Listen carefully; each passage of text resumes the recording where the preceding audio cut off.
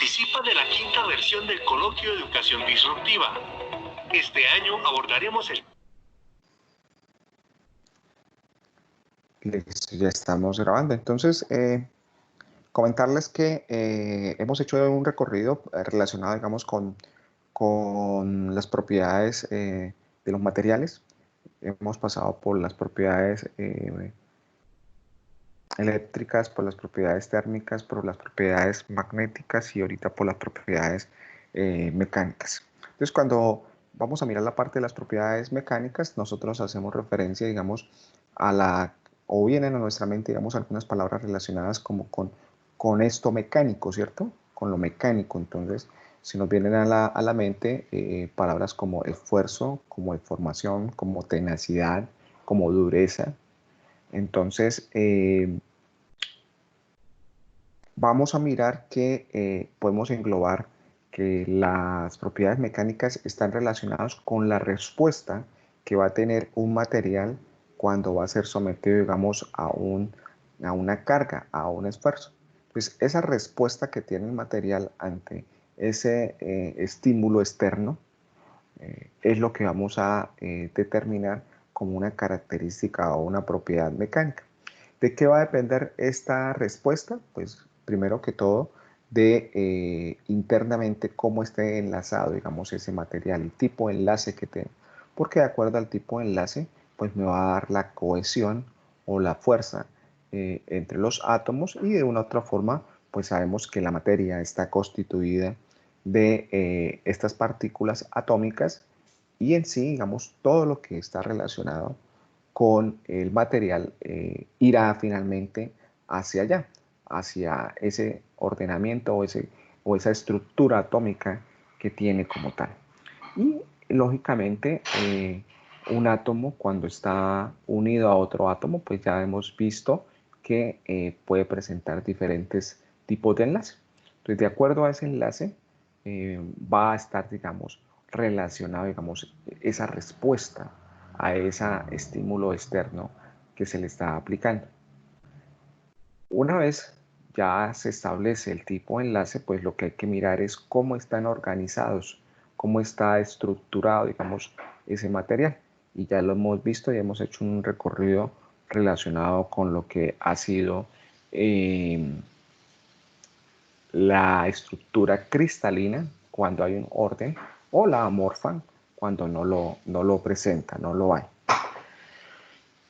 Y finalmente, digamos, cuando ese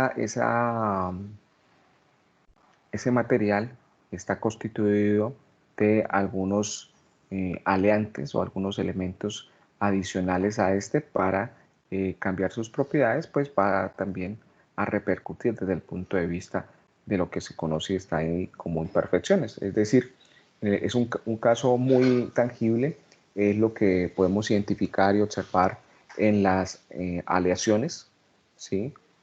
Donde, digamos, se combinan diferentes átomos de otros elementos con el fin de generar unas características mayores a la del elemento inicialmente o en su condición pura. Entonces, englobando, digamos, estos tres elementos que hemos mencionado, podemos definir que allí se encuentran o se relacionan todo lo referente a lo que es la respuesta o el cómo entender por qué más diferentes materiales tienen una respuesta disímil ante una aplicación de una fuerza o una carga. Hay una clasificación de los materiales sometidos a las cargas, entonces podemos mirar que los materiales los podemos clasificar en elásticos, elastoplásticos y viscoelásticos. Entonces, esto ya lo habíamos visto en nuestra clase anterior, simplemente estamos haciendo, digamos, un repaso para retomar el tema como tal. Aquí habíamos visualizado lo referente a lo que son los esfuerzos, ¿sí? Y lo que es el comportamiento de esos esfuerzos. Entonces, aquí lo importante es tener en cuenta que existen tres tipos de esfuerzos. Un esfuerzo de tensión, un esfuerzo de compresión y un esfuerzo de cizalla. Y sobre este último, el esfuerzo de cizalla, podemos considerar que cuando hay una variación a este, y esa variación es una cizalla no pura, que se le conoce y se denomina torsión. Entonces, tenemos tres tipos de esfuerzos: tensión, comprensión y cizalla. Y por otra parte, vamos a mirar cuál es el comportamiento que tienen estos materiales eh, cuando son sometidos, a, eh, a los diferentes tipos de esfuerzos. Entonces, un material, cuando se le somete tensión y tiene unas características dúctil, vemos acá en la imagen cómo es que se comporta, ¿sí?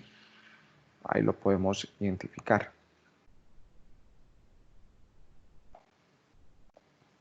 Aquí estamos viendo un material de características dúctiles cuando se le aplica una compresión.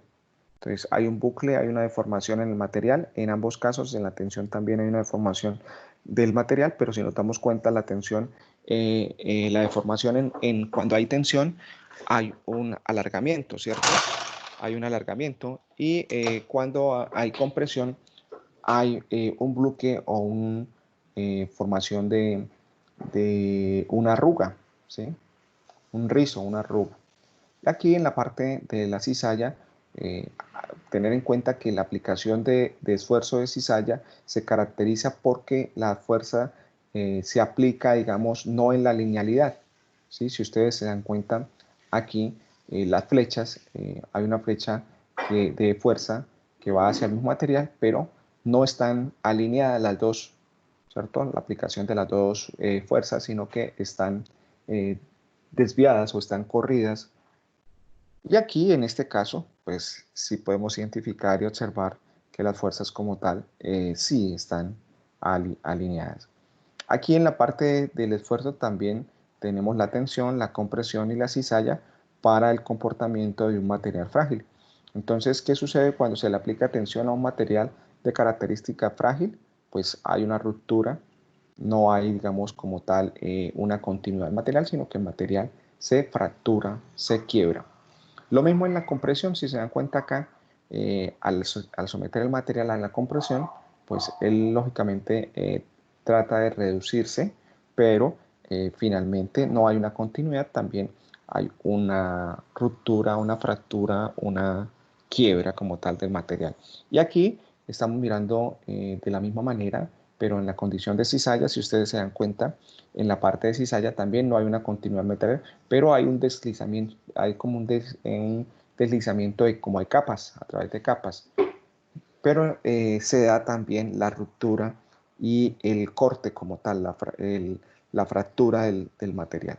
Entonces, estos son los tipos de esfuerzos que existen y los tipos de formación. Entonces, si se dan cuenta en la primera parte que está acá, dice indeformado. Quiere decir que la tensión o la compresión o la cizalla que se aplica va a tener una característica también en magnitud.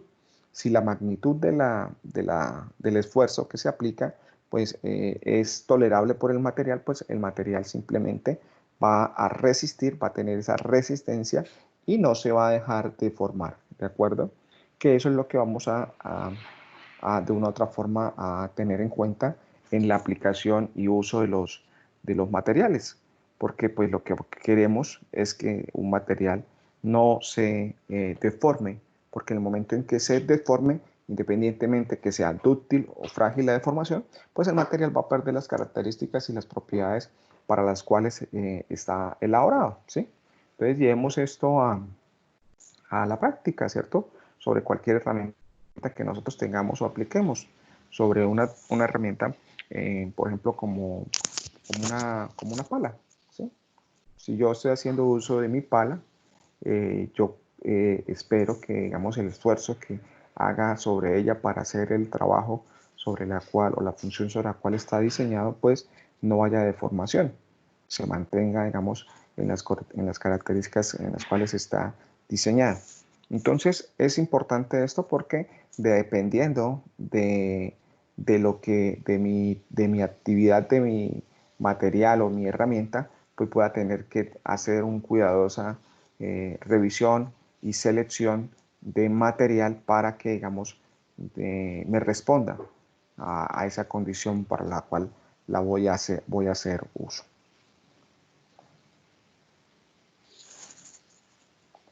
Vamos a mirar entonces acá la siguiente diapositiva, que era en la que la clase pasada habíamos quedado. Entonces aquí simplemente estamos mirando, digamos, la descripción matemática de lo que está sucediendo en cada una de las propiedades, de los esfuerzos que estoy aplicando. Entonces, en la primera parte, déjenme en un momento, quiero mirar si tengo acá el lápiz para escribir. A ver.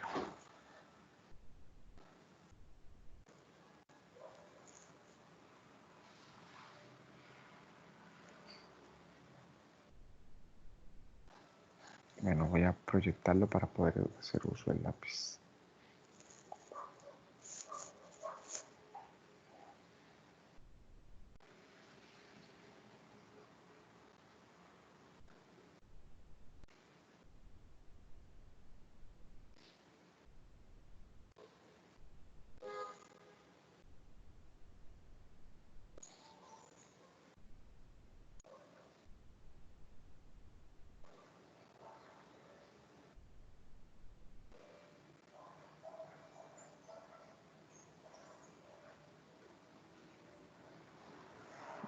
Un momento, por favor. Estoy proyectando para que la imagen se nos vea un poco mejor y hacer uso de unas herramientas de lápiz y indicador.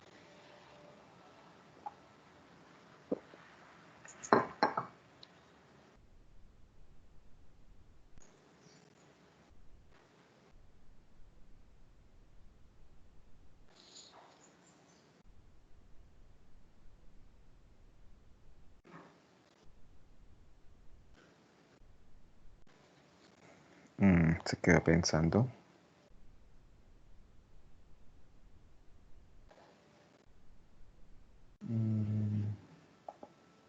Ya, ahora sí. Entonces, estábamos aquí, ¿cierto? Entonces, vamos a mirar acá que tenemos. Entonces, aquí ustedes pueden ver que está E sub T, que es el esfuerzo de tensión, E sub C, que es el esfuerzo de compresión, es decir, la aplicación de la fuerza de tensión, la aplicación de la fuerza de compresión, y aquí pues vamos a ver un poco más lo relacionado con lo que es la parte de la cizalla. Entonces, aquí podemos mirar que lo que tenemos es una variación en las longitudes, ¿cierto? En la parte dimensional en la parte de tensión. Miremos aquí lo que está sucediendo acá. Me dice que la distancia final, ¿sí?, menos la distancia inicial sobre la distancia final me da lo que se conoce como el delta T, delta L de distancia sobre la distancia inicial. Pero bueno, ¿qué quiere decir eso? Mirémoslo acá, aquí en esta imagen. ¿De acuerdo? Aquí nosotros tenemos en la imagen la aplicación de una fuerza de tensión, ¿sí? Si se dan cuenta, la fuerza de tensión está aplicada sobre el eje Z, ¿sí? El eje Z. Entonces, vamos a identificar que la zona que está punteada es la condición original que tenía, digamos, mi material, ¿sí? En este caso, pues yo tenía una forma cúbica y empiezo a aplicarle tensión sobre el eje Z. Entonces, por favor, quiero que me indiquen qué le sucede, digamos, a la dimensión en Z. ¿Qué es lo qué le sucede cuando yo aplico tensión al elemento sobre el eje Z?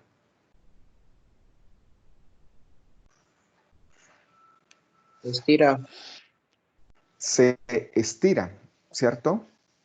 Entonces, vamos ahora, esa palabra de estira, o yo lo he dicho, yo lo he mencionado como alargamiento, vamos a colocarle un nombre técnico desde el punto de vista de las propiedades mecánicas. Y vamos a decir que esa condición se denomina elongación, ¿cierto? Entonces, ¿qué va a suceder entonces cuando yo aplico una fuerza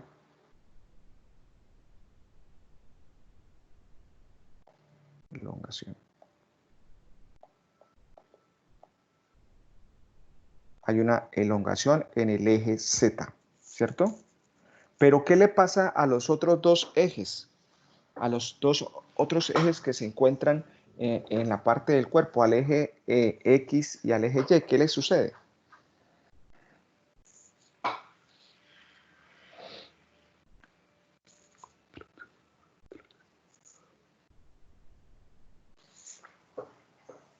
¿Quién me lo puede decir?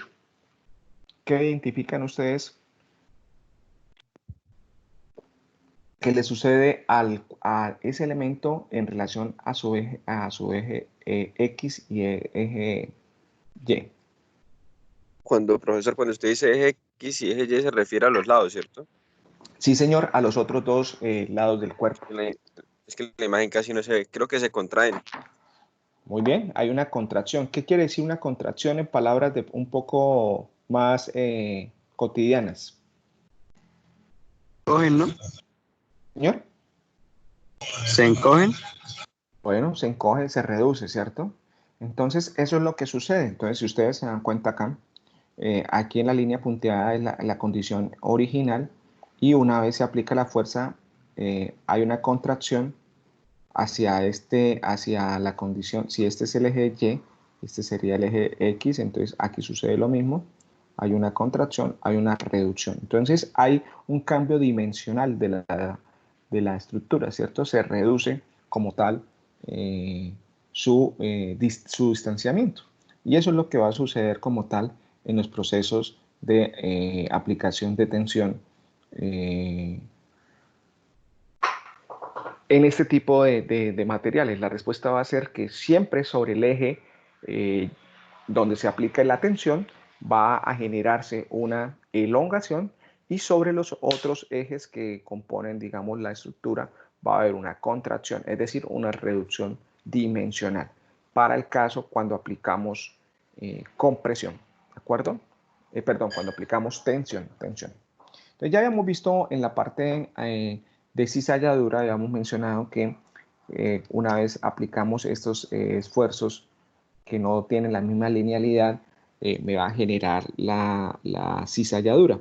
Y la cizalladura pues se caracteriza porque va a haber un cambio en el ángulo.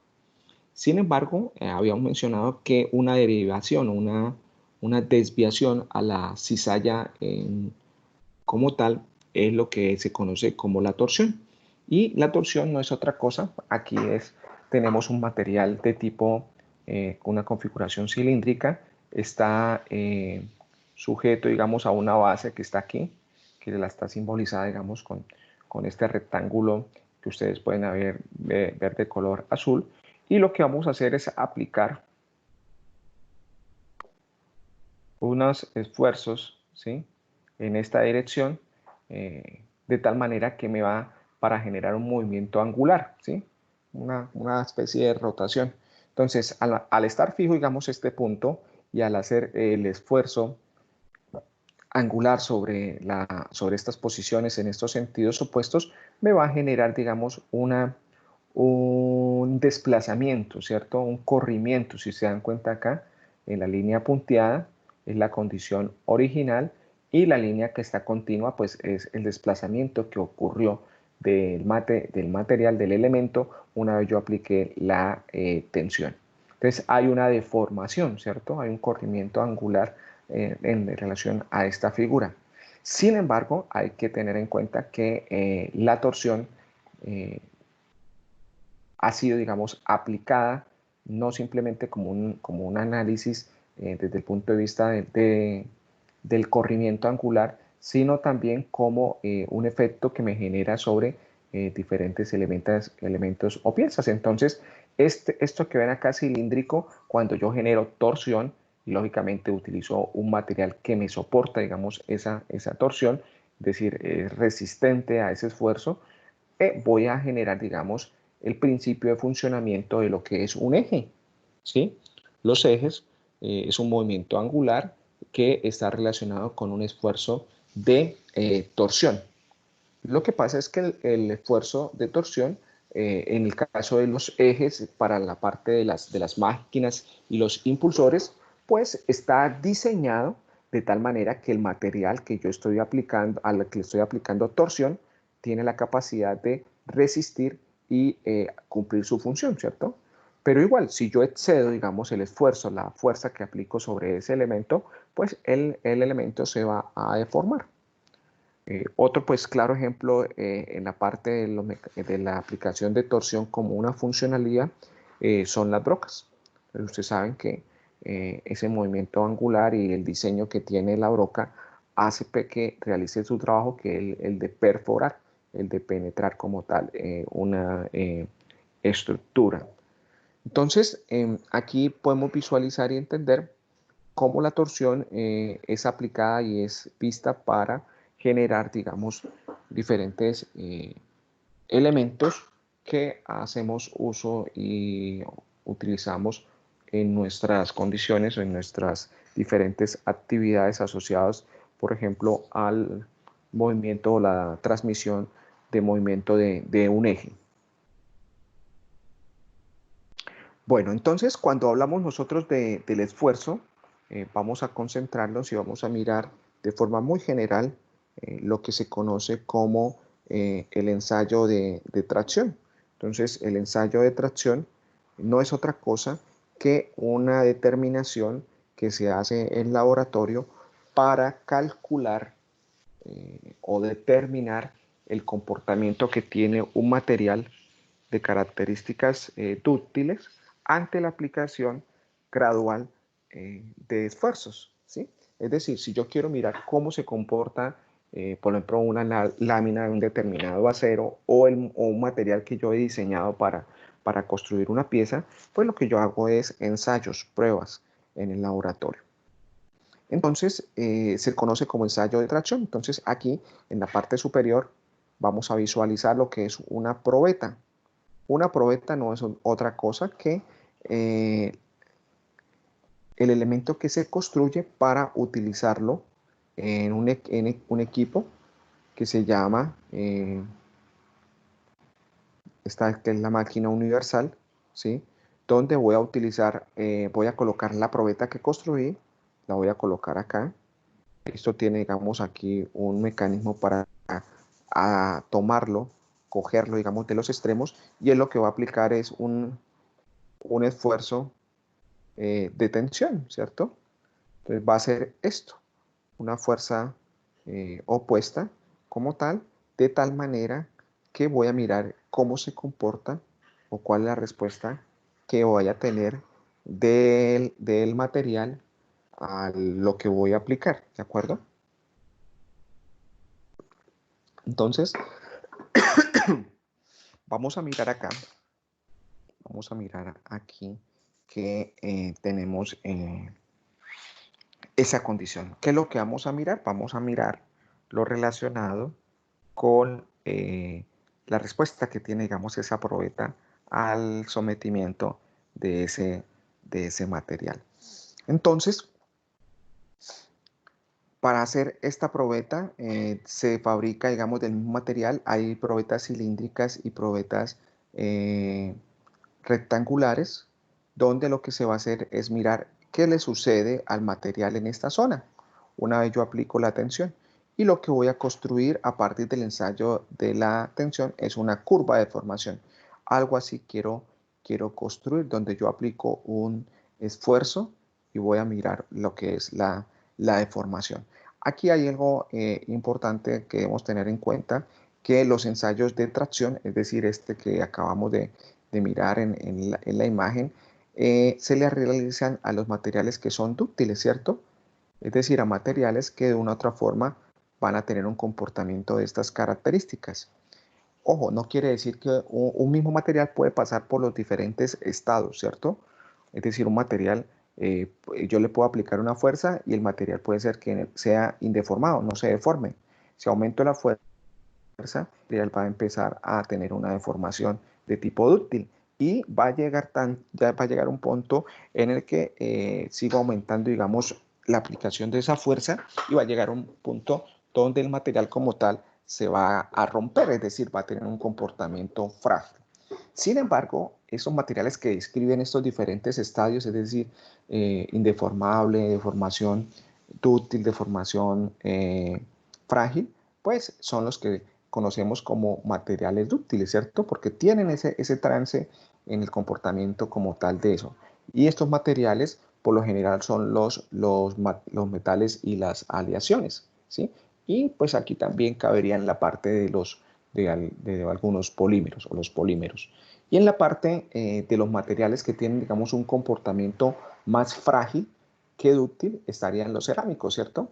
Si nosotros cogemos un vidrio y lo sometemos a cualquiera de las fuerzas, tensión, compresión, o cizalla, nos vamos a dar cuenta que el material no se va a deformar, ¿cierto? Si ustedes cogen un vidrio y le aplican una fuerza en dirección opuestas en la parte superior y en la parte inferior, el vidrio no se va a tener una elongación, ¿cierto? No va a tener una deformación en el eje donde yo le aplico la fuerza. Simplemente va a llegar un momento en que al aplicarle la fuerza, pues el material que va a hacer se va a quebrar, ¿cierto? Se va a romper. Entonces sería un material de comportamiento frágil.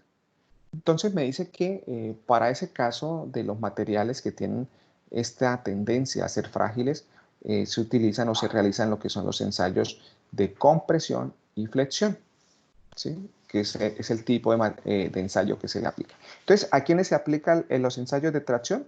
A los materiales que van a tener un comportamiento dúctil. ¿Quiénes son los materiales que van a tener un comportamiento dúctil? Los metales, las aleaciones y los polímeros. ¿A quiénes se les aplica el ensayo de compresión y flexión? A los materiales que tienen un comportamiento frágil, ¿cierto? ¿Quiénes son esos materiales? Pues están relacionados con lo que son los cerámicos, ¿de acuerdo? Entonces, aquí estamos mirando, digamos, una curva de deformación. Si nos damos cuenta, vamos a tener diferentes regiones, ¿sí? Aquí me habla de la región lineal, de la plasticidad perfecta, del endurecimiento por formación y por la estricción. Aquí entonces en este eje vamos a tener nosotros lo que es el esfuerzo, ¿sí? Es decir, la aplicación del esfuerzo. Y aquí la deformación. ¿Qué miramos acá? Nos vamos a dar cuenta que en la medida que yo aplico el esfuerzo, va habiendo, digamos, un comportamiento lineal, ¿sí? de la deformación. Entonces, a mayor esfuerzo, mayor deformación, ¿cierto? Pero, digamos, una vez esto es importante tener en cuenta que una vez yo retiro, digamos, el esfuerzo, el material eh, vuelve a su condición inicial, ¿cierto? Entonces, en esta zona que yo llamo zona lineal, es donde deben operar o debemos asegurar que operen los materiales o el elemento o el equipo. Porque de esa manera yo garantizo que mi material no va a sufrir afectación. Entonces, es como si cuando nosotros tomamos una liga, ¿cierto? Espérame un segundo, quiero mirar acá.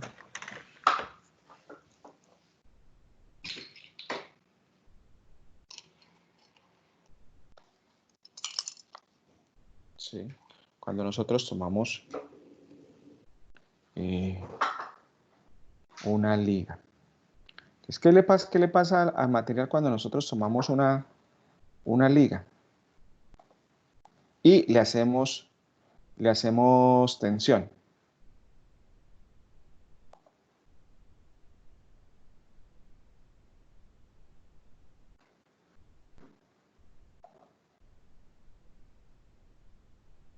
¿Me quedaron dormidos? Se estira, profesor. Se estira, se alarga. Ok, listo. Quería mostrarles algo, vamos a ver si lo puedo hacer.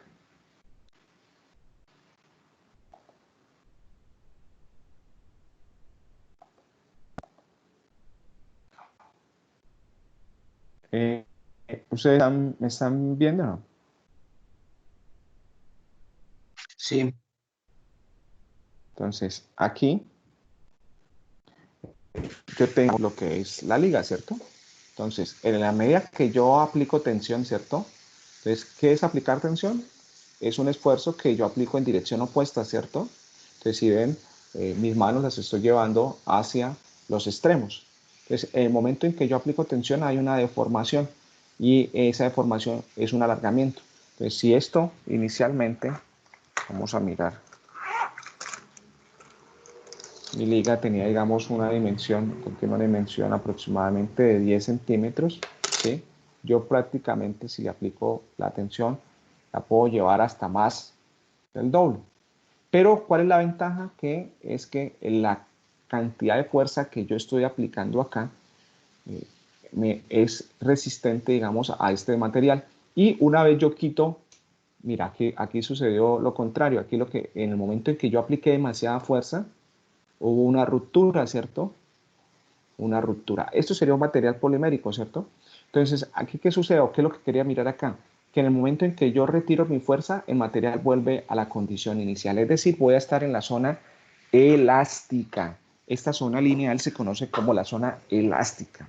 En esta zona elástica es donde debemos garantizar de que todos los materiales estén para que no se ocurra lo que le ocurrió cuando yo le apliqué un exceso de fuerza a la liga. Hubo una ruptura, ¿cierto? Sin embargo, en los materiales, sobre todo en los metales y las aleaciones, pues vamos a tener este comportamiento muy bien definido. Aquí hay un punto que es entre el punto A y B, es el límite del esfuerzo de fluencia, es decir, es el paso o la sección en el momento en que ya va a dejar de comportarse de forma elástica y va a empezar el recorrido de lo que va de B hasta C, ¿sí? Entonces, en esa zona de B hasta C es lo que se conoce como la zona plástica, ¿sí? Es decir, yo cuando le someto al material un esfuerzo y lo llevo a esta zona, ¿qué le sucede al material? El material se desforma, ¿cierto? Se genera una elongación, pero esta elongación, ¿qué va a suceder? Va a ser una elongación permanente, ¿sí? Es decir, el material no vuelve a su condición inicial. Entonces, es cierto, digamos, el material ahí aún todavía no se rompe, pero desde el punto de vista práctico, el material ya no me va a servir porque ya cambió dimensionalmente, ¿cierto? Sucedió, pasó a la zona plástica donde hubo esa deformación. Esto es lo que sucede en los resortes, ¿cierto? Entonces, lo podemos mirar en un buen ejemplo serían los resortes. Cuando yo cojo mi resorte como tal y lo estiro y le aplico una fuerza de tensión, él se va a deformar, ¿cierto? Si yo le aplico, si yo retiro esa fuerza, él vuelve a su condición original del resorte. ¿Qué sucede si yo a ese resorte le aplico un poco más de fuerza? Voy aumentando gradualmente, gradualmente, gradualmente.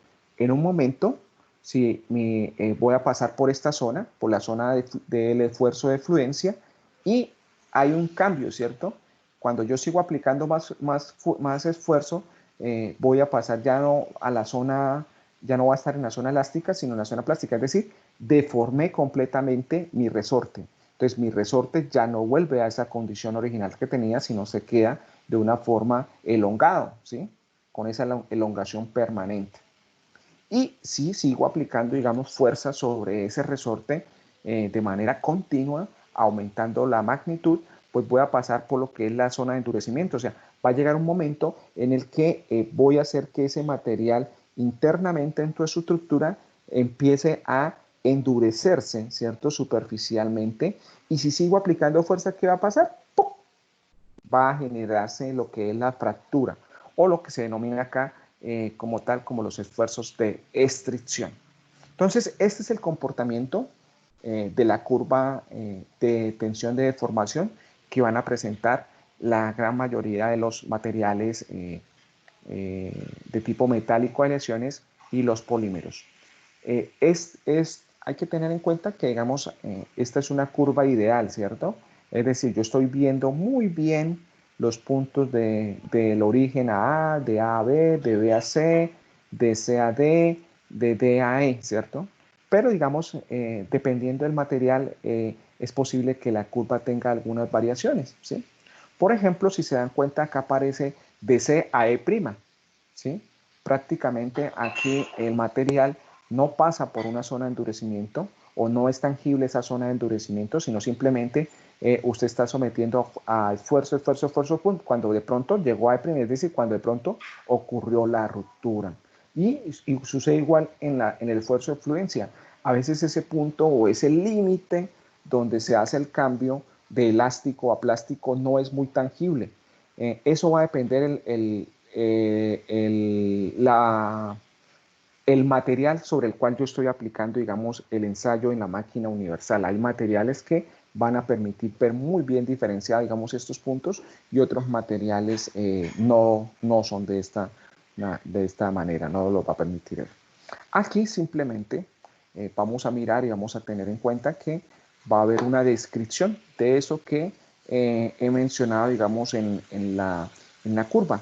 Entonces, aquí está descrito textualmente lo que sucede en cada uno de los puntos que hemos mirado en la curva como tal. Entonces, aquí está lo que es el límite de proporcionalidad, ¿sí? El límite de elasticidad, el límite de esfuerzo de fluencia, el esfuerzo último a la tensión. Entonces, aquí la letra que corresponde acá está relacionada con lo que podemos identificar y observar en la curva, ¿sí? En la curva, la zona de influencia, la zona de formación y la forma de extensión. Entonces, aquí simplemente lo voy a dejar acá para que ustedes lo revisen con mayor detalle, porque sí me gustaría que miráramos este video que está aquí. Entonces, regálenme un segundo, voy a tratar de poder proyectar el video, a ver si lo podemos ver.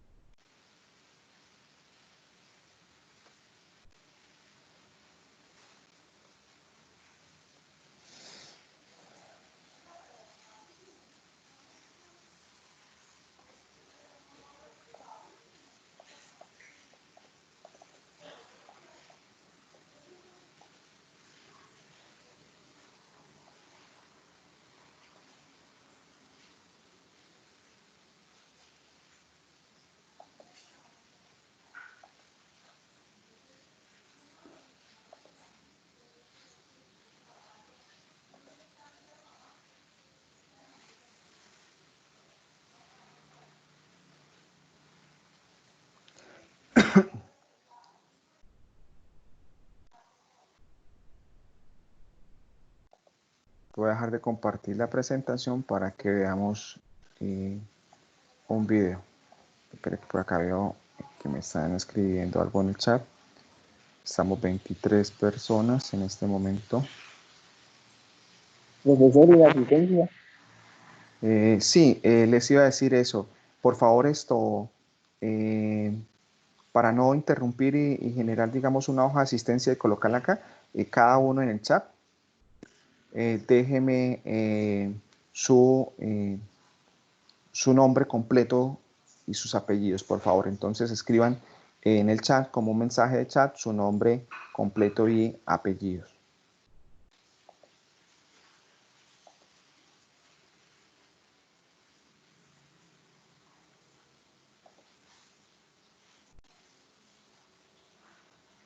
Bueno, en este momento estoy colocando una imagen de YouTube, ¿sí? Entonces voy a ampliarla acá para poderla ver. ¿Ya la están viendo ustedes? Dice diagrama de tensión de formación, es de la Universidad Politécnica de Valencia. Señor. Bueno, voy a darle ahí.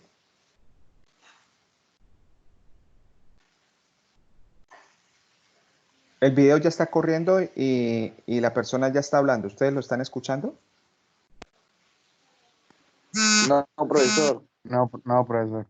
Sí lo están viendo, pero Audio no no. escuchando. ¿Audio no? Y viéndolo sí. Bueno, voy a tratar a ver si puedo manejar esto.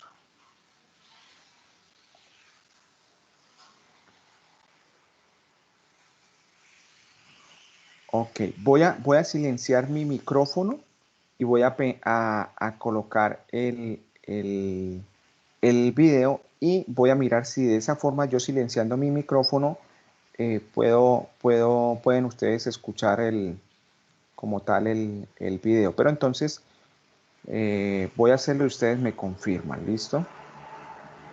A ver dónde está.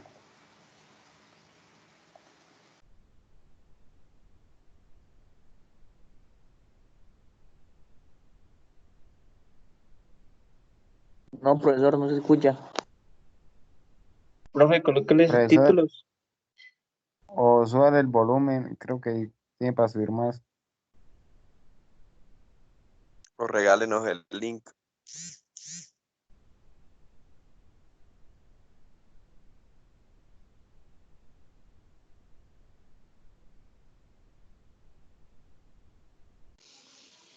¿No escucharon el video? ¿El No, video no profesor, escucharon? no, profesor. No, profesor, no se escuchó nada.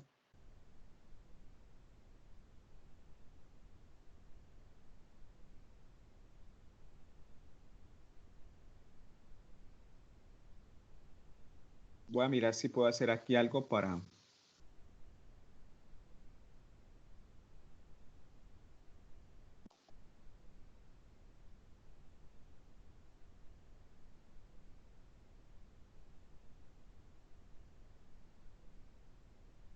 Voy a dejar de mostrarlo, a ver si mostrándolo de otra forma, compartiéndolo de otra forma, pueden escuchar. Un momento.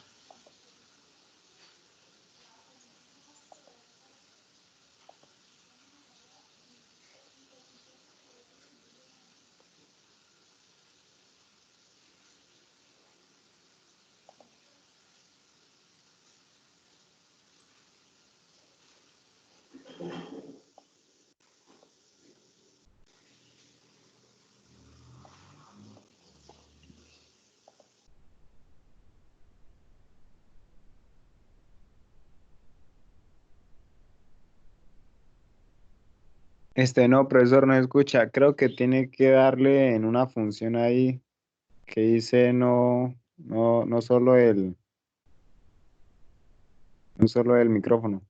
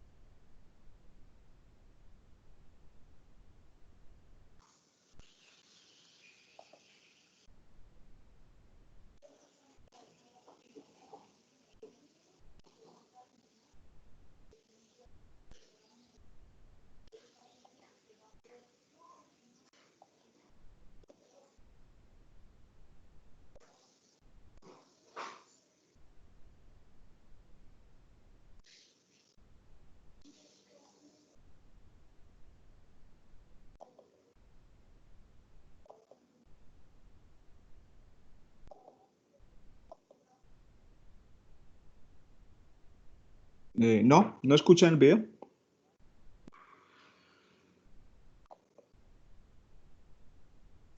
No, señor.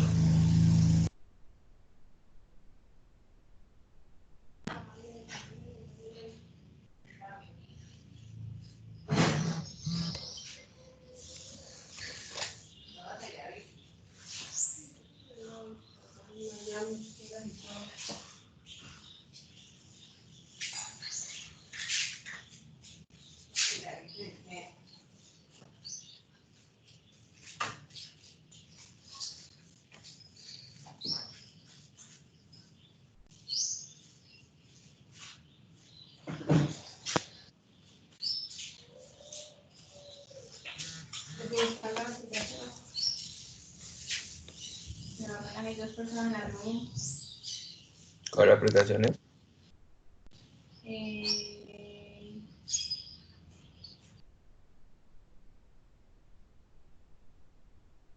Eh, no me dejó. Vamos a mirar por acá. Activar subtítulos.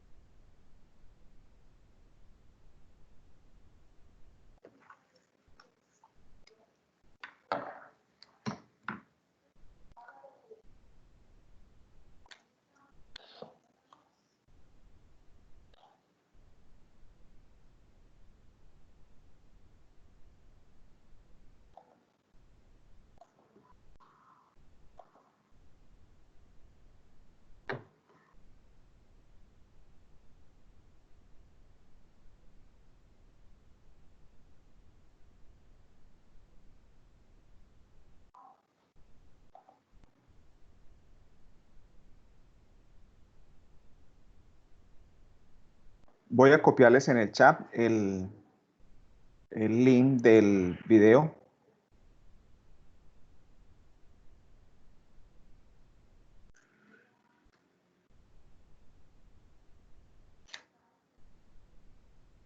Para que ustedes lo puedan visualizar y ver. Lo voy a quitar acá.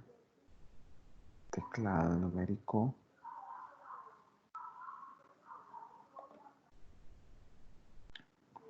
Voy a mirar acá una cosa. Profesor, pero alguien puede compartir la pantalla del video. Sí, yo lo puedo hacer. Lo que no podemos hacer es el sonido. Es decir, yo les compartí el video, pero ustedes no estaban escuchando, ¿cierto? ¿O qué es lo que decía? ¿O qué es lo que me quiere decir? O sea, que alguien lo intente compartir pantalla, a ver si se escucha. Ok, hagamos entonces. Alguien de ustedes que lo abra y lo comparta a ver si estando ustedes de afuera hacia adentro se escucha, digamos, el video. Entonces, si quieren, alguno inténtelo y comparte la pantalla y miramos a ver si lo podemos hacer así.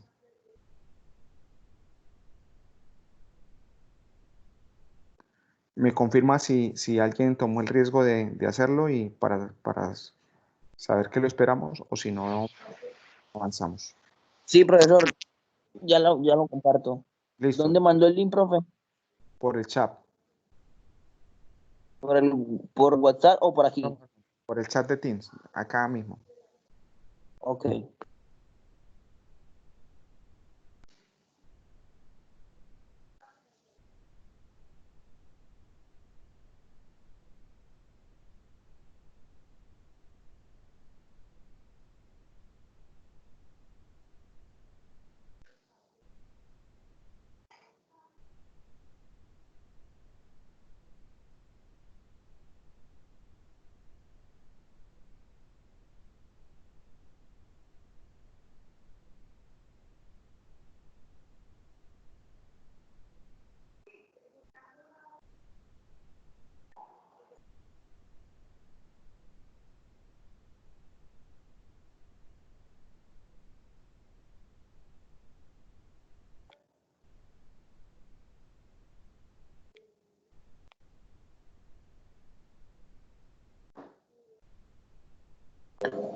¿Ven la pantalla, profe? Sí, vemos la pantalla, pero nos está sucediendo lo mismo, que vemos la pantalla, pero no vemos, no escuchamos el audio.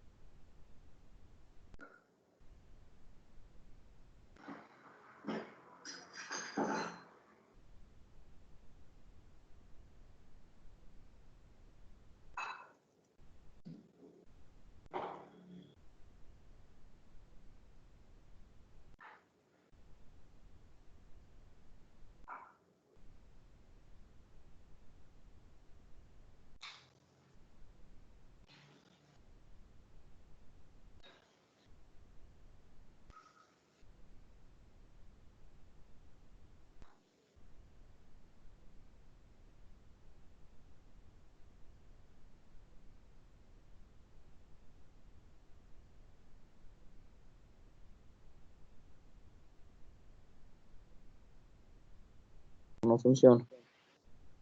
No, listo, dejémoslo así. Entonces, mejor cada uno, digamos, lo puede visualizar. Ahí está, digamos, la dirección.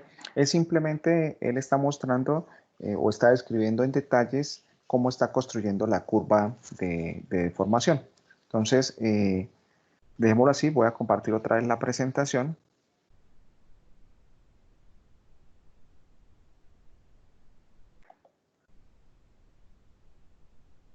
Entonces, este es el link del video que ya se los compartí por el chat. Entonces, ahí simplemente vamos a mirar cómo es el comportamiento que se describe o que está asociado, digamos, a esa respuesta que van a tener los materiales al ser sometidos, digamos, a ese esfuerzo de tensión. Vamos a mirar aquí algunas definiciones asociadas con algunas palabras que están relacionadas con lo que son las propiedades mecánicas. Una de ellas es la resistencia, ¿sí? La resistencia. Entonces, por favor, alguien que esté ahí del grupo, que nos haga la lectura de lo que nos define acá como resistencia.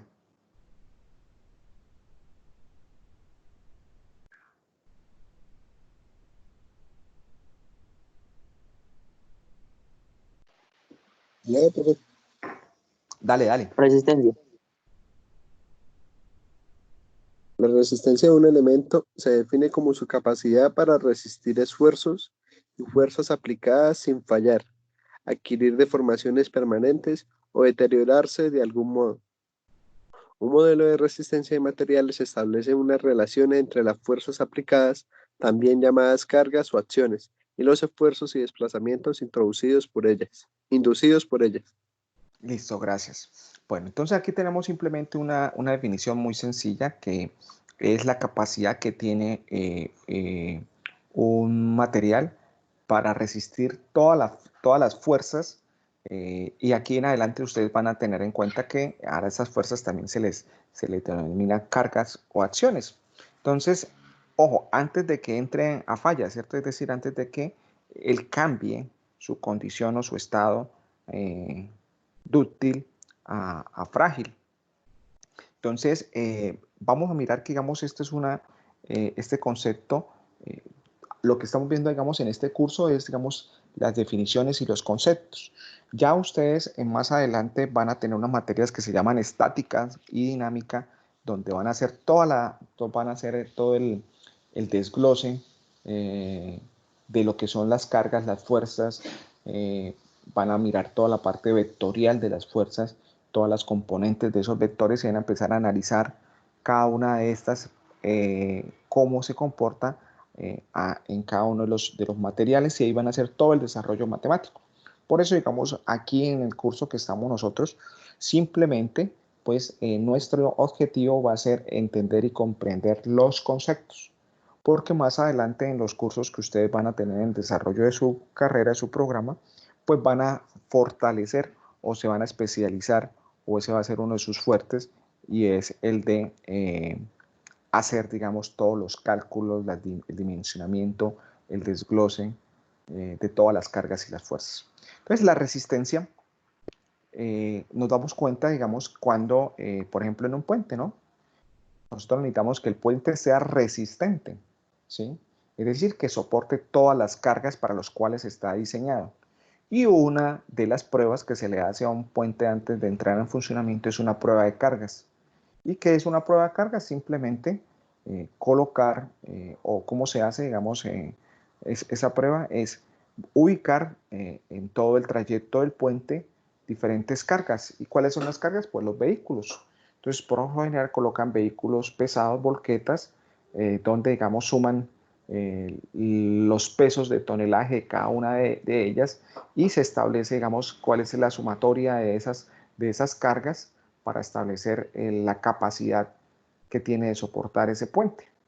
¿Y qué sucede? Pues ubican, digamos, dentro del trayecto del puente todos estos vehículos y los dejan ahí y los ubican durante un determinado tiempo. ¿Y cuál es la determinación de la prueba? Que el puente debe resistir, ¿sí? Debe resistir esa carga que está teniendo.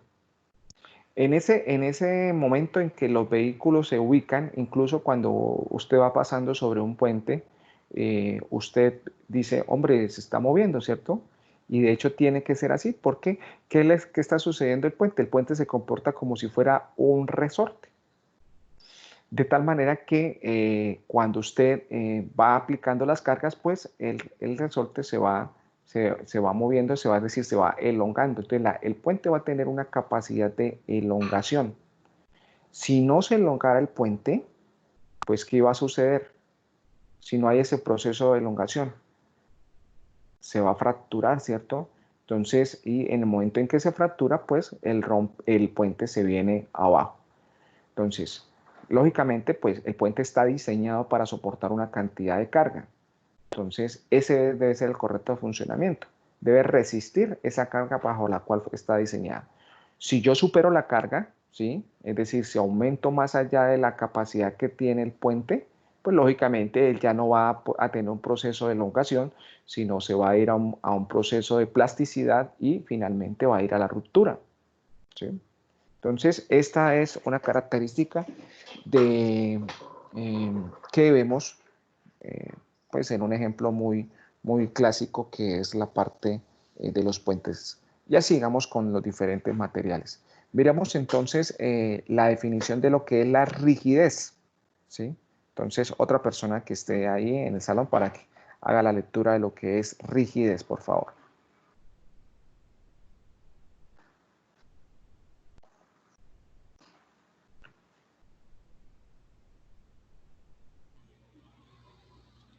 Rigidez. El grado con el que una estructura se deforma depende de la magnitud de la tensión impuesta para muchos metales. Sometidos a esfuerzos de tracción pequeños, la tensión y la deformación son proporcionales según la relación. Profe, ¿me puede ayudar con ese?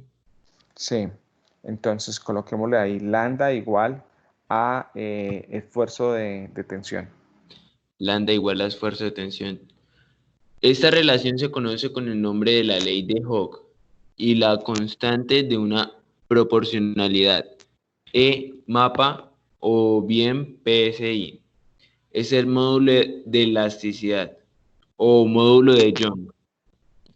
Este módulo puede ser interpretado como la rigidez, o sea, la resistencia de un material a la deformación elástica.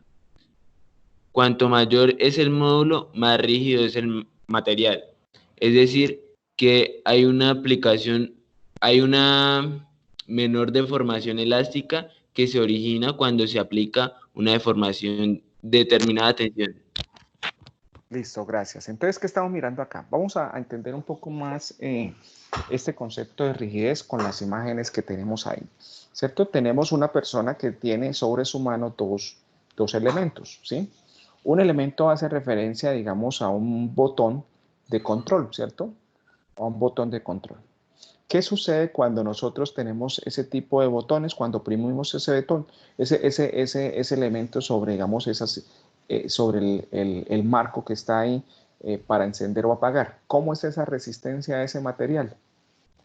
¿Cómo es esa rigidez? Perdón. ¿Es rígido o no es rígido? Cuando ustedes oprimen No es ese botón rígido, del... Ah, no es rígido.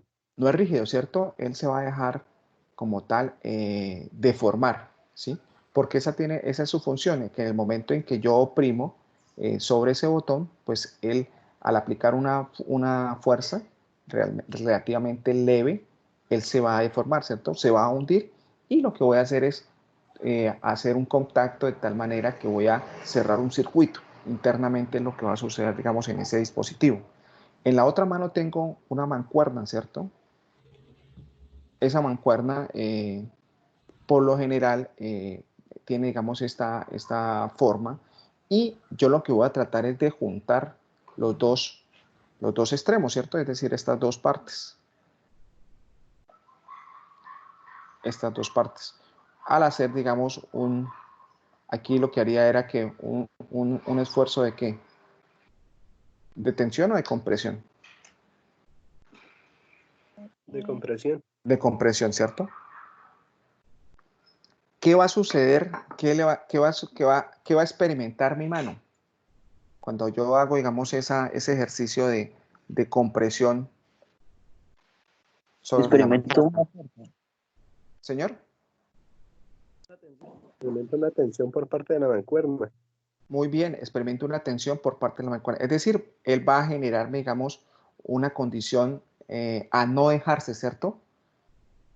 A no dejarse deformar.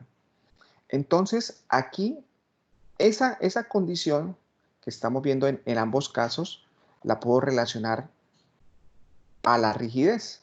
Es decir, aquí va a ser un elemento altamente rígido, ¿cierto?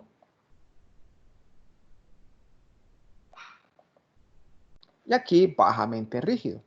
Porque el diseño de los equipos está contemplado de que así sea, ¿sí? Yo no puedo colocar, digamos, acá en un control de un elemento rígido, porque lo que yo quiero es que por lo contrario se deforme y en la deformación yo pueda activar un circuito, cerrar un circuito y el control me active una apertura o un cierre. Aquí en la mancuerna pues está diseñado para que usted haga un esfuerzo, o aplique una mayor magnitud de fuerza para poder tener esa deformación. Entonces, ¿qué es la rigidez? Entonces, si ustedes se dan cuenta, aquí la rigidez me está diciendo que es este módulo de Young. Este es, ¿cierto? Este módulo de Young. Pero este módulo de Young, ¿de dónde sale? ¿Se acuerda que estábamos mirando la curva de formación? ¿Sí? Y teníamos acá una pendiente, ¿cierto? Esta zona lineal, es la zona elástica, ¿sí? Entonces, este módulo es esa característica que va a tener, digamos, el material asociado o el diseño asociado a esta zona.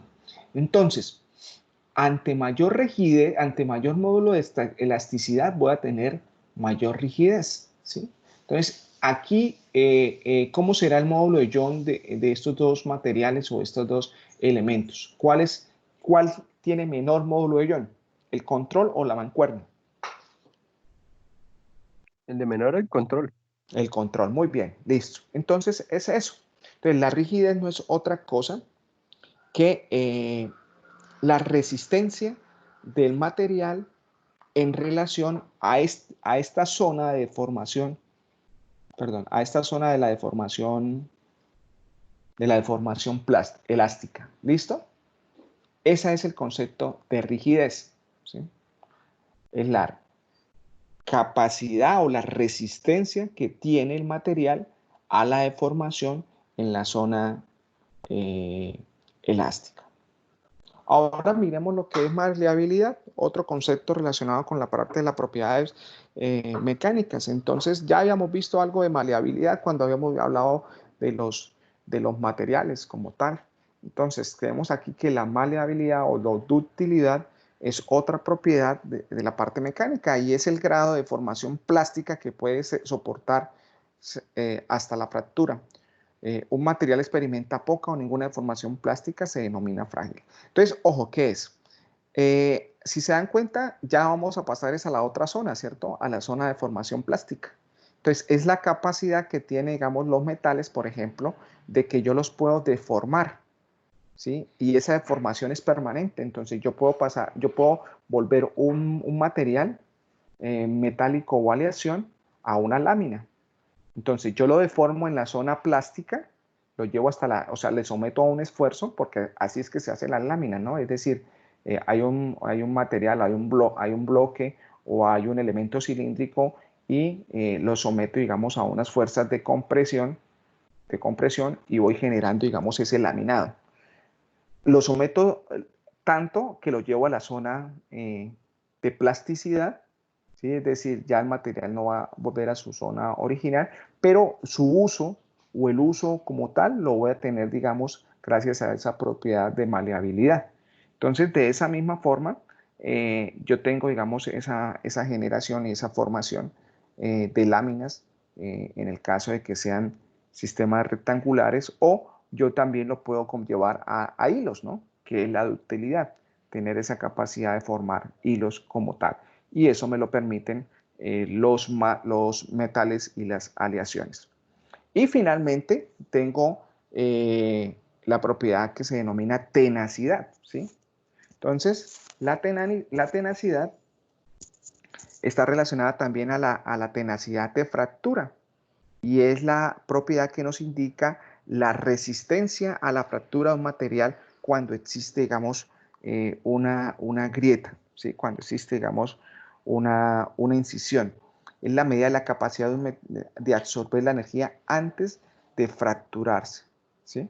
Entonces, si se dan cuenta, todas estas propiedades, lo que es la tenacidad, lo que ha sido la maleabilidad, la ductilidad, lo que ha sido la rigidez y la resistencia, están íntimamente relacionadas con el comportamiento de la curva de deformación.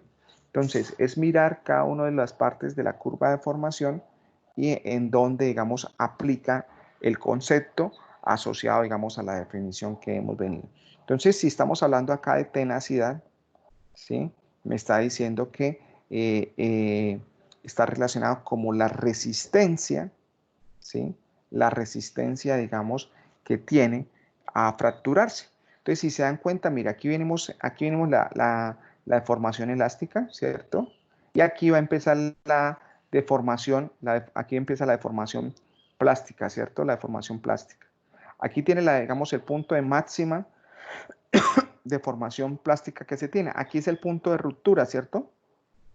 Este es el punto donde va a romperse. Entonces la tenacidad va a ser la respuesta en esta zona del material, ¿sí?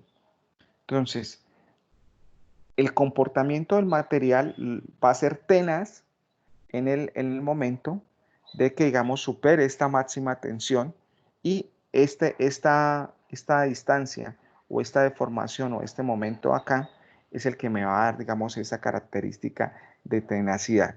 Entonces, es la propiedad que nos indica la resistencia a la fractura de un material cuando, digamos, ya existe, digamos, una incisión o un punto de que ya he superado la deformación plástica.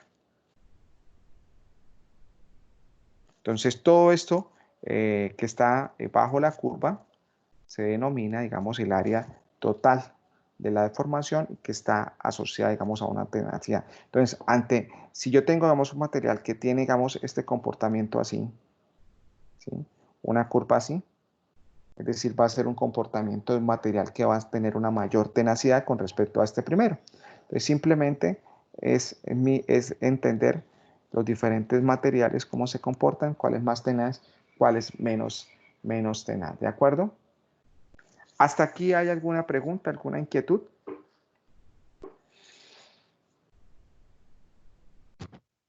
Profesor, y los materiales de memoria, como el nitinol.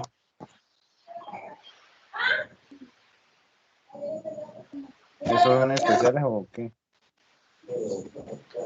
Bueno, ahí los materiales de memoria o que llaman materiales inteligentes, pues están relacionados, digamos, a una estructura desde el punto de vista organizacional de las moléculas, ¿no? Es decir, uno podría digamos, decir que un material que tiene memoria es un material que va a tener, digamos, un comportamiento elástico, de pronto permanente, pero digamos ya no estaría asociado, digamos, con la aplicación de una fuerza, sino digamos de las condiciones que me permiten que el material se mantenga en esa condición en la que yo lo llevé para su uso. Entonces, para los que están ahí en el salón, pues un material de memoria es un material que se le genera, digamos, unos cambios como tal, y después de que se altera, digamos, el material, él tiende a recobrar esa misma forma que tenía, ¿cierto? Digamos, yo no tengo, digamos, experiencia relacionada, digamos, con un material de memoria, o sea, he visto, he leído, más no he visto, y son materiales que, digamos, son muy escasos, es decir, su elaboración o fabricación está, eh, tiene, digamos, cierta complejidad y no son de uso común. Entonces, por eso es que no lo tenemos a simple vista, y la verdad, pues yo no conozco o no he tenido en mis manos un material que tenga memoria, ¿sí? Los he leído o he leído, digamos, que a qué se refiere, pero digamos ahí no te sabría responder exactamente eh, la pregunta.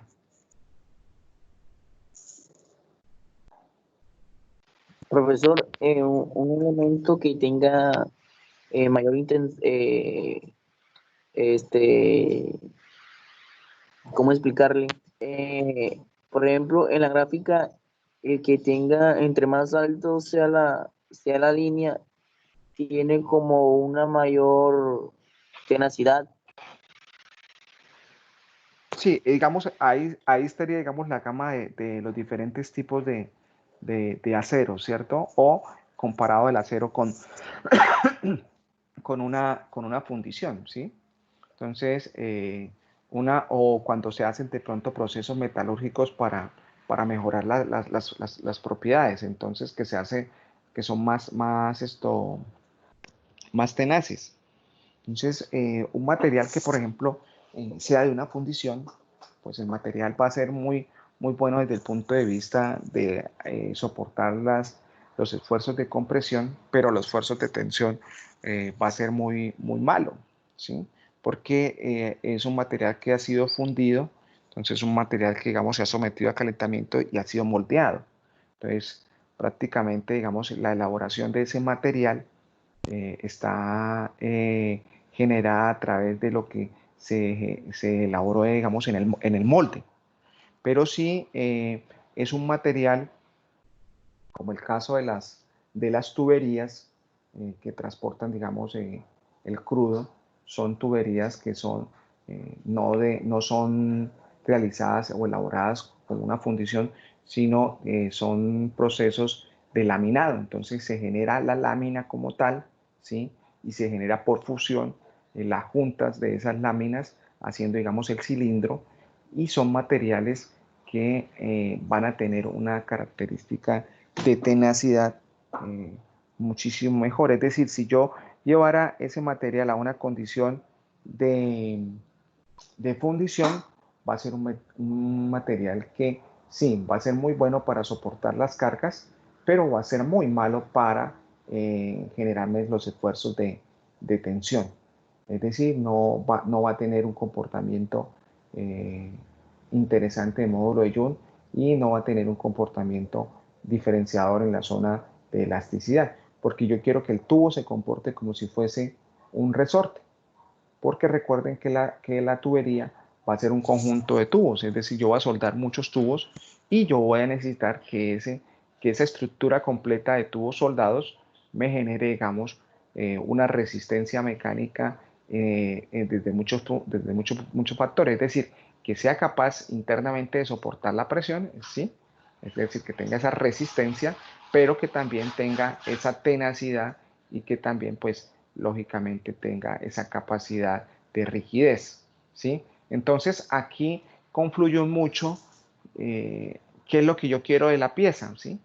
Entonces, yo quiero que sea, que me soporte, digamos, un esfuerzo, pero un esfuerzo estático, de tal manera que el material nunca va a estar digamos, variante en esfuerzo, sino que va a estar siempre sometido a lo mismo y hay que mirar el tipo de fuerza que va a aplicarse. Si se le va a aplicar una fuerza de compresión, entonces seguramente una fundición va a ser un buen elemento de fabricación para tener esa condición. Pero si yo no voy a tener un elemento que va a estar estático, sino va a ser dinámico en su condición, es decir, por ejemplo, una tubería que está constantemente recibiendo fluido, es decir, se va a comportar como si fuera, es decir, yo en un globo lo que hago es introducirle aire, ¿cierto? Y después puedo soltarlo y abrirle la válvula y sacar el aire, subir o otra vez volverlo a inflar. Entonces, ese mecanismo de introducir fluido, someterlo a presión y caer la presión, someterlo a presión y caer la presión, pues va a tener que tener un material que tenga un mejor comportamiento elástico, ¿sí? De tal manera que me permita su funcionalidad de operación. Entonces, va a depender la función y, lógicamente, aquí es donde juega un rol importante la parte del diseño, ¿no? O los diseñadores para conjugar, digamos, los materiales adecuados, el tipo de materiales para la función que está hecho. De hecho, muchas cosas de calidad, ¿sí?, relacionadas con una pieza están en función de eso, ¿cierto? Ustedes se dan cuenta que uno puede encontrar en el mercado diferentes calidades asociadas, digamos, a un elemento o a una pieza, ¿sí? Inclusive a veces, pues, uno como que duda cuando le dicen, no, pues es que esta no es original, ¿sí? Por ejemplo, cuando usted va a buscar un repuesto de la bicicleta, de la moto, del carro, lo que sea, ¿cierto? Usted dice, no, cuando usted dice es el original, pues usted está un poco más tranquilo porque entiende que cuando le hablan de original, no, pues uno lo relaciona a que es una pieza que ha sido fabricada teniendo en cuenta las características y las condiciones del equipo que yo tengo. Es decir, yo he manejado mi equipo, entonces yo sé que mi equipo o mi vehículo, mi moto, mi cicla, lo que sea, responde, digamos, a ciertas características, ¿cierto? Pero cuando me dicen, no, es que este no es el original, pero es más económico, pues uno lo duda porque uno dice, aquí puede ser, listo, puede ser más económico, pero puede estar afectando la calidad. Y la calidad, ¿dónde está afectada? En la respuesta que vaya a tener desde el punto de vista de las propiedades mecánicas. Entonces usted puede colocar la pieza, pero la pieza fácilmente ante una condición de someterlo a un esfuerzo al que debe soportarlo, no lo soporta. Entonces, ¿por qué? Porque el material que se utilizó no tenía, digamos, la respuesta mecánica a las necesidades del equipo. Y sucede con mucha frecuencia, ¿cierto? Con mucha frecuencia ese tipo de cosas. También está, pues, la condición de que no siempre es esto, ¿no? No es que no siempre salga de mala calidad los elementos que no son originales. Por lo contrario, puede ser que, listo, es un elemento, una pieza que no es original, pero está fabricada, digamos, con el estándar de propiedades mecánicas para resistir. Entonces ya aquí ya es una cuestión comercial o desde el punto de vista de un costo económico, pero desde el punto de vista comercial. No tiene nada que ver con la calidad, es decir, responde a las propiedades mecánicas muy bien para las cuales están diseñadas. ¿De acuerdo? Profe, Señor. la tenacidad solo se cumple cuando en el momento donde hay motivadores. ¿Cuándo hay qué? O sea, cuando se cumple una gran tendencia de amortiguadores, o sea, de resorte, como usted puso el ejemplo del puente, o cuando usted compra una pieza que le brindan como una garantía, o sea, que tiene el soporte de soportar a lo que está hecha. Sí, no le entiendo la pregunta. ¿Cuál es en sí la pregunta? Que si la tenacidad o sea, o sea, el significado de ella es que aguante, resista a lo que está fabricada, o que es donde se encuentran los motivadores. En el caso de las motos o de los puentes que hay una amortiguación.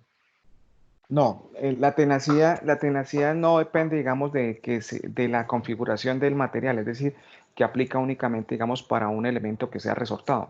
No, un material es tenaz en la medida que es capaz de absorber esa energía antes de la fractura, ¿cierto? Es decir, cuando usted mira que usted le está metiendo el esfuerzo, y él no se deja fracturar, no se deja romper, o si este material es muy tenaz, ¿sí? A ver si tenemos de pronto un, un ejemplo. A ver. Es como el aguante. Yo lo asociaría de pronto con... O sea, Vamos a que hacer... puede ser como, lo comparamos con un resorte de aluminio y un resorte de acero. Que el aluminio, al yo forzarle una gran fuerza, él se puede dañar fácilmente, se dobla fácilmente. En cambio que el acero, al momento de ejercer una fuerza, puede que se baje, pero vuelva a la normalidad. Pero manejémoslo más en la condición de soportar esa capacidad de absorber, digamos, esa energía. Digamos, no es que no se deforme. Por ejemplo, coloquemos ese ejemplo, dos materiales, un material de aluminio y un material de acero, ¿cierto? Y yo le voy a colocar, digamos, una tonelada encima a cada material. Entonces, yo le coloco, digamos, a ambos al mismo tiempo, digamos, esa carga. Pero ¿qué va a suceder? Digamos que tan pronto la coloco, digamos, los dos materiales son tenaces, ¿sí? Pero a los 15 segundos yo empiezo a mirar que el elemento de aluminio empieza a cambiar dimensionalmente, ¿cierto? Y empieza, digamos, como a deformarse. Entonces, la capacidad que tiene ese material de absorber esa energía es baja, es decir, su tenacidad es baja, es decir, él le aguantó, digamos, unos segundos o unos milisegundos esa carga, pero tan pronto pasó más tiempo, él se empezó a deformar, es decir, su tenacidad es relativamente baja, mientras que en el acero, él se mantiene ahí, usted le está sometiendo, digamos, a un esfuerzo muy alto, pero él se aguanta y ya, digamos, no le dura 15 segundos, sino que, digamos, a la hora es que usted empieza a mirar que el material empieza como a tener una fracturita, ¿sí? A fracturarse, a generarse de pronto una grietecita, ¿sí? Entonces, en ese momento usted sabe que si usted le coloca un poquito más de esfuerzo, ¡pum!, se va a ir por la grieta, ¿sí? Se va a fracturar completamente. Es como esa respuesta que tiene el material de aguante, ¿sí? Ambos están sometidos a una tenacidad, pero digamos, la respuesta de uno es que se aguanta más tiempo y claro, él empieza como a quebrarse por pedacitos, pero le da a usted, digamos, un tiempo.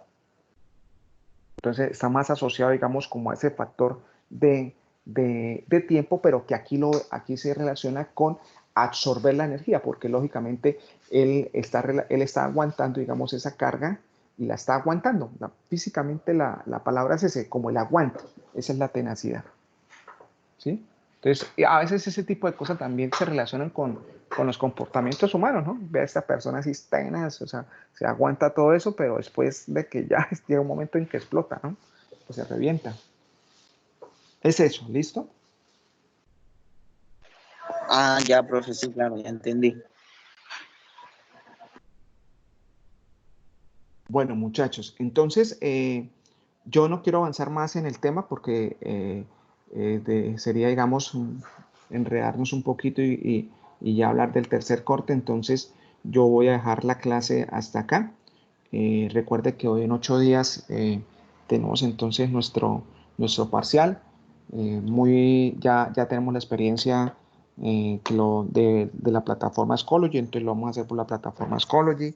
Entonces, tratar de ese día, pues, tener, digamos, toda la disposición, buscar el mejor punto de pronto de nuestras viviendas para tener la mejor conectividad.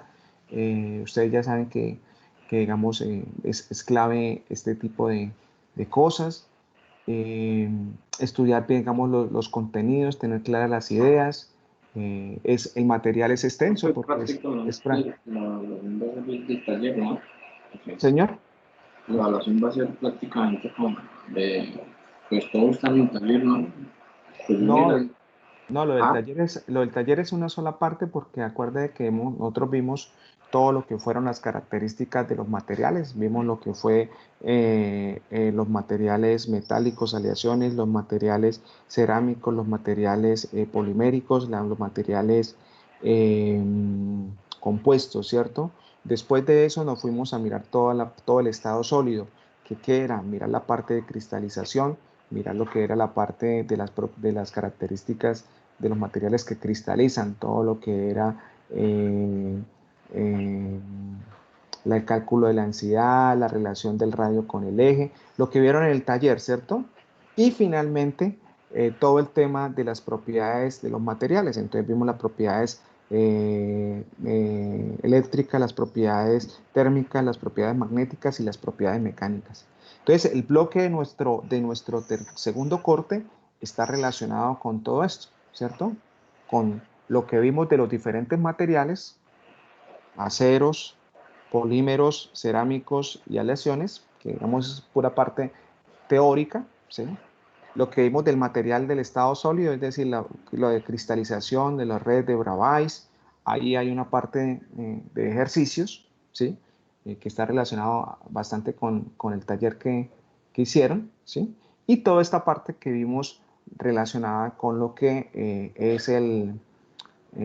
con lo que fueron las propiedades térmicas, eléctricas, mecánicas y magnéticas, que es más teoría, ¿sí?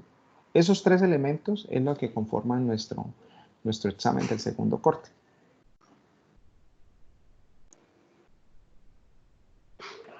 una pregunta respecto al taller. En un punto dice que toca, o sea, ayer el sistema cúbico centrado en las caras, pero no, o sea, no da nada más. Eso es, ¿sabes cómo hacer el mismo ejercicio que hicimos en clase? No, O sea, no, no, no le escucho mucho ruido de fondo, no le entendí la pregunta. Le entendí que en un punto se habla del sistema cúbico centrado en las caras y que qué. o sea, y que ahí habla de, o sea, que hay que toca hacer lo mismo que hicimos en la clase, o sea, sacar eso, la Pero, fórmula que tenemos bien. pero ¿qué preguntaba en el taller? Es que no tengo acá Eso, el o sea, taller. que en el taller preguntaban, pero ya,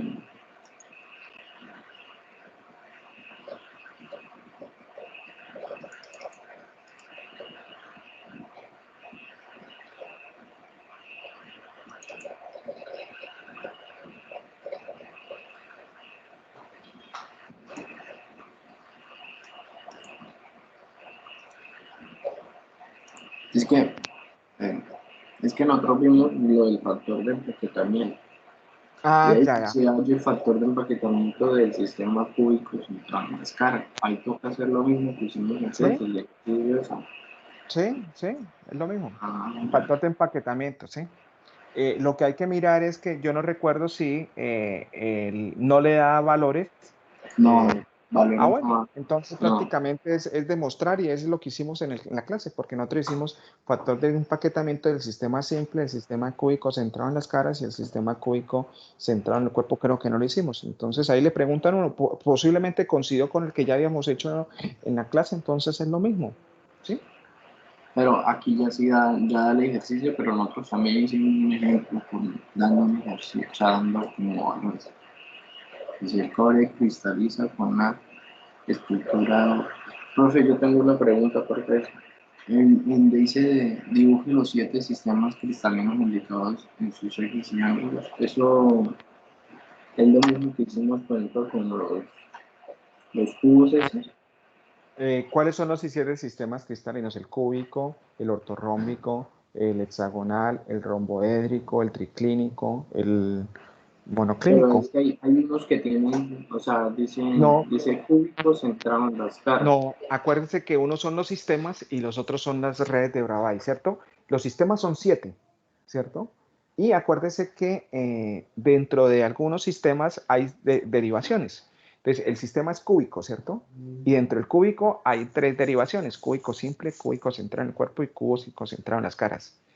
En la pregunta no le está diciendo que describa todas las 14 redes, simplemente los 7 sistemas. Entonces ahí en ese caso sería únicamente el sistema cúbico, ¿sí? Que realmente, digamos, es el cúbico simple, ¿sí? Es eso. Profesor, yo ya había hecho bueno, los 14, pero yo los dividí, o sea, los dividí por sistemas, o sea, de los 7 sistemas. Ojo, porque Profesor, sistemas son 7, redes son 14 redes de Bravais, ¿cierto? Sí, sí, los sistemas son los 7 y bueno, cada sistema, algunos de los sistemas se dividen en 3, 4, 2. Tienen sus divisiones, sí. Así es. 7 de las 14 que hay. Sí, los sistemas son 7 únicamente, son los que le mencioné: cúbico, ortorrómbico, El triclínico, hexagonal también monoclínico, se hexagonal, romboédrico. Me falta uno, creo. Bueno, son 7.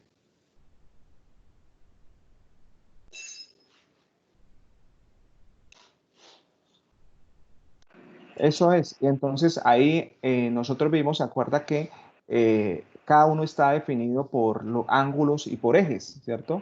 Entonces en uno decimos que los ejes todos son iguales, por lo menos en el cúbico, A es igual a B igual a C, y los ángulos que forman todos son de 90. Esa es, digamos, la relación que hay que tener en cuenta ahí en esa pregunta. ¿Listo? Y así para los otros sistemas. Hay todos creo que el ángulo es de 90, ¿no? Sí, sí, digamos, esa información, digamos, está ahí. Es sacarla, simplemente es. Y Sí. pues entenderla, ¿no?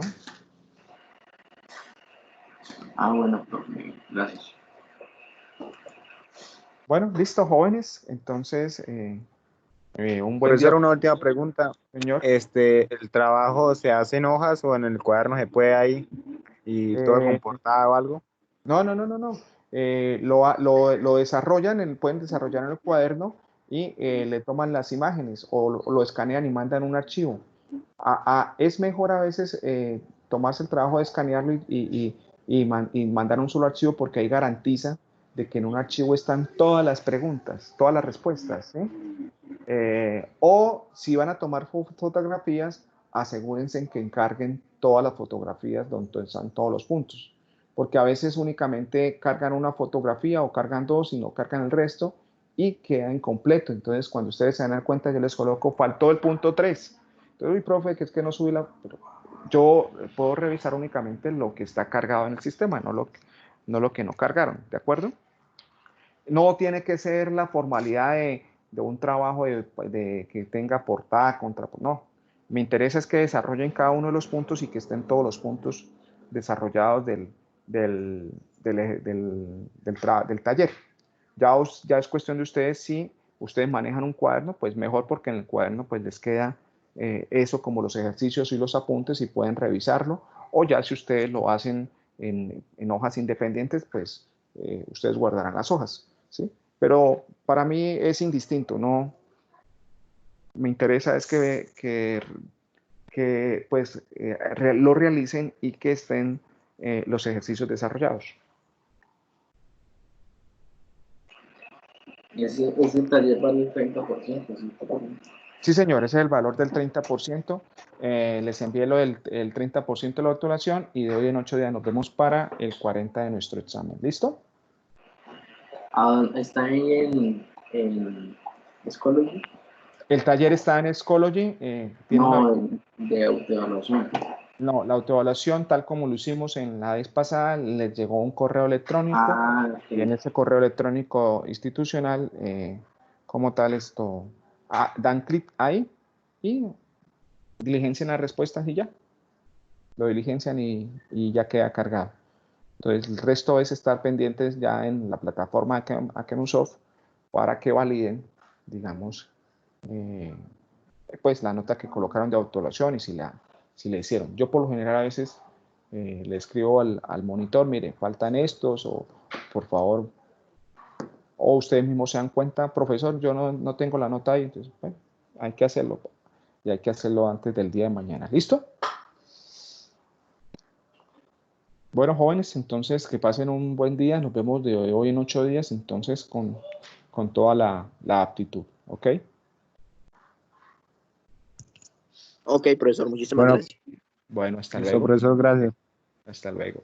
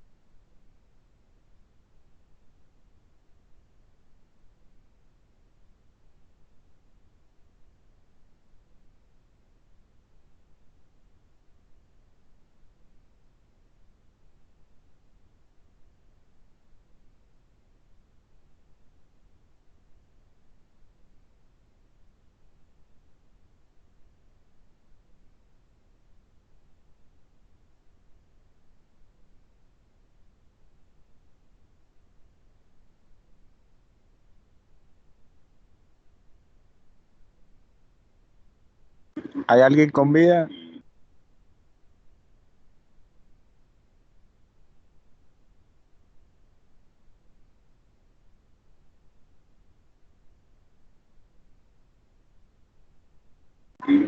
Epa, ¿hay alguien con vida?